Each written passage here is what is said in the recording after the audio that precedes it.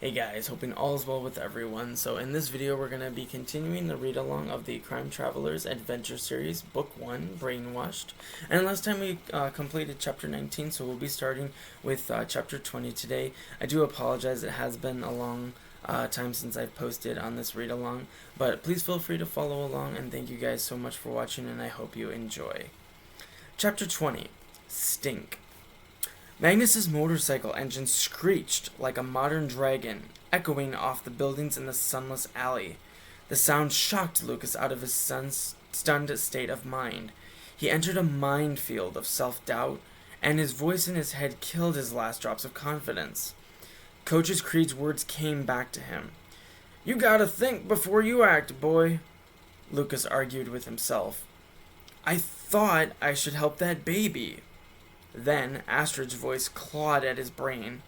"We'll never find out what happened to my mother or yours if you don't learn what you're supposed to do." At a 45-degree angle, Magnus sped straight down the middle of the alley. Looking like a kid who didn't know how to ride a bike, Lucas wobbled his rented bicycle onto the cobblestone street. Gini bobbled in the basket and giggled in her diarrhea diaper. Lucas didn't even look as he crossed the street. Had he glanced up, he would have seen Coach Creed waving from the back of a taxi painted with an Orangina advertisement. The taxicab flew down the middle of the wide avenue and skidded sideways, tires howling in a cloud of rubber smoke. It nearly knocked Lucas from his bike and blocked the entrance to the alley. Lucas looked back. Magnus dropped the front tire of the Ducati on the taxi's hood and rode up over the windshield, across the roof, and down the trunk. 3 Curukians tracked around a corner at full speed, their boots slapping the stones.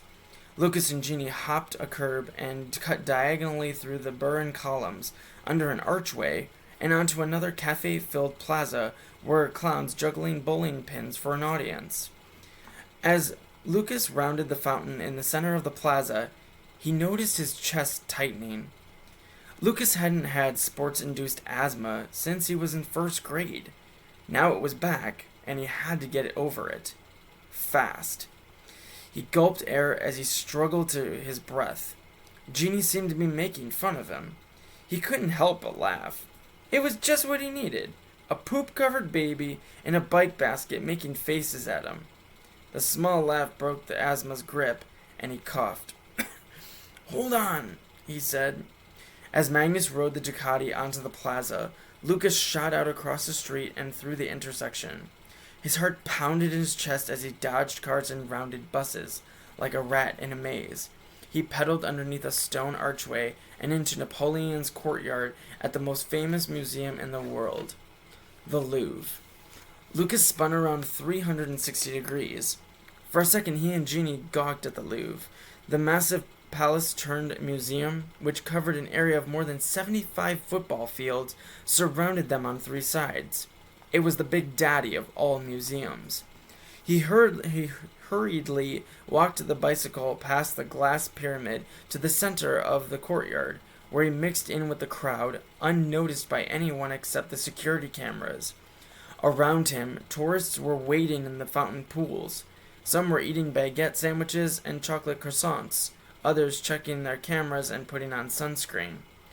Sunlight refracted through the giant pyramid, and light scattered across the water fountains.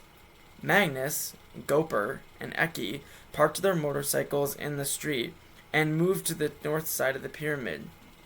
Lucas and Gini quietly squeezed around the construction barricade. From there, Lucas had a clear shot out. There was no time to second guess. Lucas bumped the bike down the stone steps and across the street. He rode through the miniature Arc de Triomphe and weaved through a maze of pebble pathways into the Tuileries garden. The park was full of sunlight.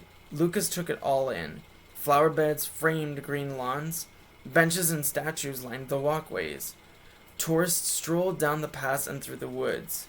Under the trees, waiters clanged metal chairs in a cafe. Lucas could smell coffee and roses. It made him think of his dad having Sunday morning breakfast on the patio at the Globe Hotel. At the park's far end, the Ferris wheel had he'd seen earlier spun in a circle on the Place de la Concorde. Right in front of him, some kids were having a birthday party with balloons. "Some birthday party I'm having," Lucas sulked. "This stinks." "Stink!" Gini copied him. She craned her little neck back to look at Lucas. "Stink, stink," she repeated. "Your diaper stinks," said Lucas flatly. "And I know somebody's got to change it, but I don't know how to change a diaper on a kid who's got stinky poop all over like you do.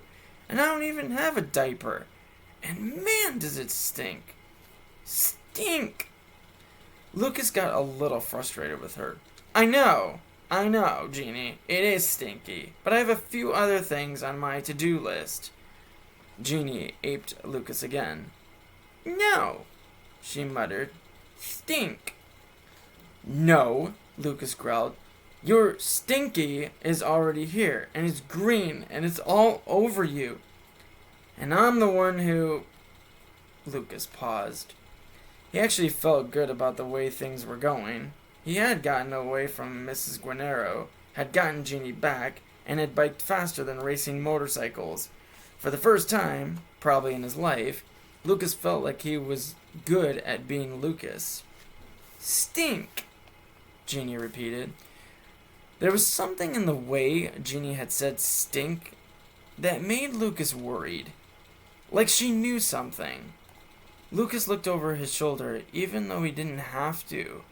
He could now hear behind him the groan of a motorcycle engine and the crunch of tires on the gravel pathway. Chapter 21. Le Tour de Paris. Emergency mode kicked in, and more adrenaline poured into Lucas's veins. He squished Gini farther into the basket so that her diarrhea diaper hit the bottom and her bare feet stuck out of the top like two bullhorns. Lucas locked his elbows as his sweaty palms slid into position onto the handlebars. He pedaled the Valib bike down the gravel pathway, past the carousel and the trampolines, and past a group of boys playing soccer. "Ball," Gini gurgled. "That's right," said Lucas. "It's called football here. Busball here. Whatever." Through the rows of plane trees, Lucas could see the guards on the other side of the park trailing him, waiting for the right moment. Was he the only one in the new resistance who hadn't been kidnapped, captured, removed from the field? The calculations in his brain went crazy as he tried to remember what he was supposed to do and where he was supposed to go. This was hide and seek at the adult level. Playing this grown-up game of kidnapping was more than Lucas wanted. He coached himself. The safehouse, they had said. He had to get to the Shakespeare and Company bookshop. He needed to reset. Unfortunately, the map of Paris in his brain turned to spaghetti. When Lucas and Gini came to the end of the very long Tuileries garden, Lucas recognized the very branch he had seen in the video where Siba Guinero and Charles Magnus had planned the more kidnappings. "I don't care," he muttered to Gini. "I don't care about the good company. Right now, I just want to get us out of here." It was terrifying. He felt like everyone in the park was staring at him. At hotel school, he had a red belt in Taekwondo. Here in Paris, he had a chicken belt. He was afraid of everything. The voice in his head told him to run, but every muscle in his body was frozen. If he did nothing, they would just grab him. Again. Gini puttered her fat lips at Lucas. He stuck his head out and did the only thing a 14-year-old could do in this case. Pedal. Lucas rocketed to the fence at the end of the park and started to exit at the busiest intersection in Paris. Cars were zipping around the Place de la Concorde and down the famous Champs-Élysées. He knew the American embassy was nearby, but they wouldn't believe his story. He was sure of that. At the far end of the wide avenue there was the Arc de Triomphe, and in the distance he spotted the tip of the Eiffel Tower. "I don't even care about the Eiffel Tower." "No buzzball," said Gini. "No what?" "No buzzball." "No bubbles?" "Buzzball." "Gumballs?" Lucas was aggravated. "You're not making any sense, Gini." It sounds like you're speaking French and Arabic and English all mixed up. Like Ferraberish, which isn't even a word. Gini repeated, Ferraberish. Behind him, the motorcycle's engines grumbled. Lucas knew he couldn't outrun motorcycles, but he might be able to lose them and make his way to the safe house. He closed his eyes for a second, and this time a map of Paris filled his brain. The wrought iron gate squeaked as Lucas opened it. He lowered the rented bike down the stone steps and onto the sidewalk. To his right was the most famous Globe Hotel in Paris, disguised under another name. In front of the entrance, 5 Curukians sat on the mopeds. Lucas and his 18-month-old friend then shot out across the street and through the invisible beam of another security camera. He rode diagonally across the Place de la Concorde and headed toward the river. It seemed only natural. The motorcycles trailed him. He pedaled fast across the Alexander III Bridge and zipped past Les Invalides Hospital. He tried to turn left at the Rodin Museum, but Gopher rode next to him, blocking his escape. With his curly hair flapping in the wind, Gopher grinned across a row of parked cars. The security guard seemed to be mocking Lucas by pretending to race him. The green diarrhea on Gopher's face and in his hair had dried and crackled and made him look even more ridiculous. Lucas came to the Montparnasse Tower, where he would have to outthink the guards if he ever stood a chance at truly shaking them. This late in the day and this far south in the city, the only safe place for Lucas was with Coach Creed's Senegalese friends. Southeast corner of the train station, Lucas reminded himself. Quickly, Lucas calculated everything he saw that might be of value to him. On the next block, a construction site looked most promising.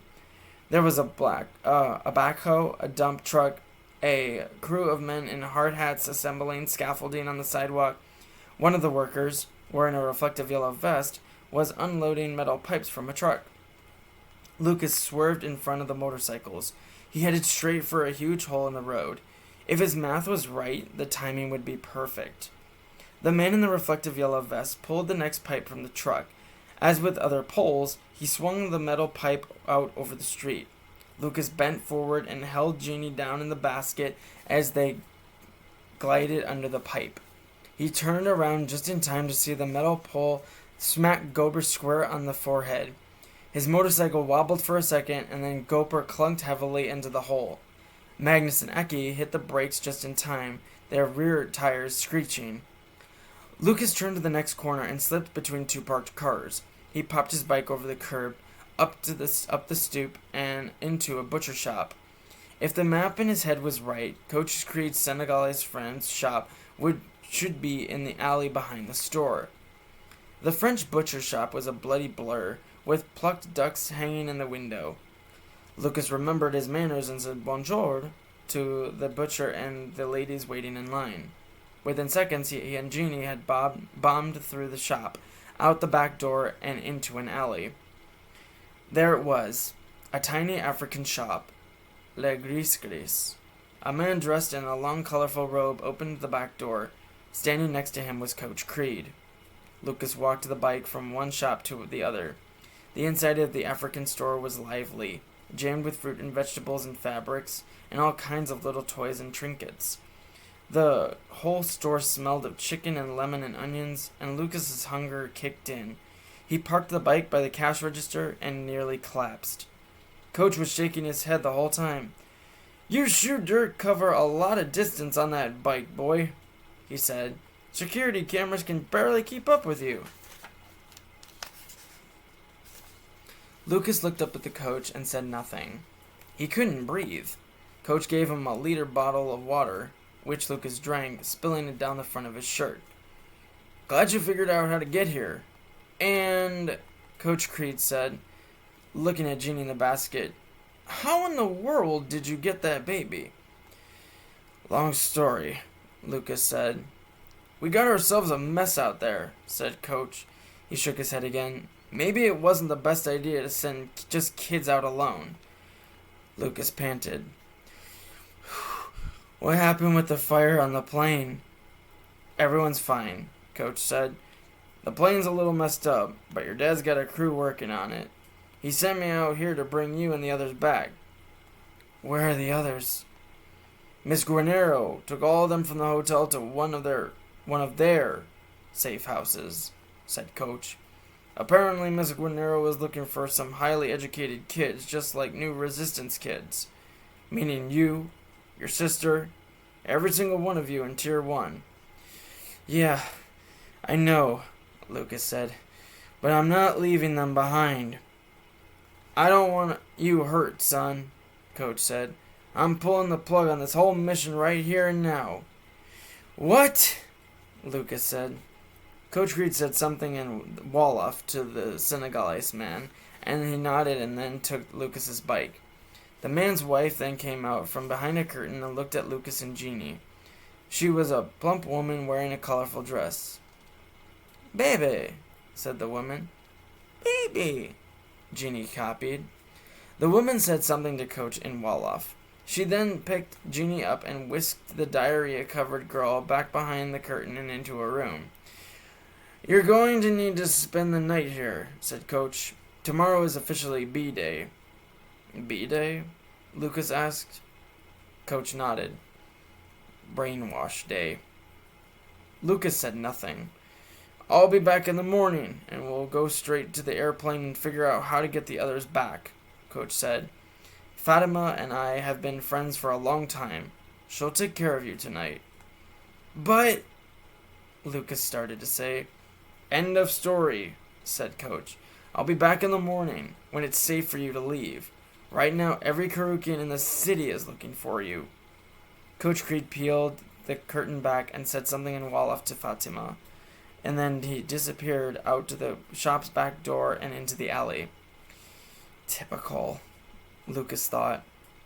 Lucas was starving anyway, and the smell of chicken and lemons and onions was driving him mad.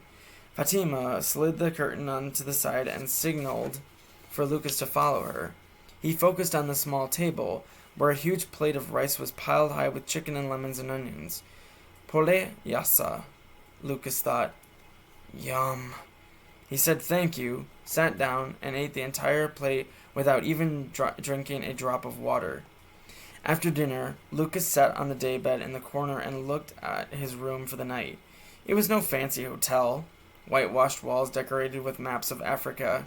A string of prayer flags encircled the molding.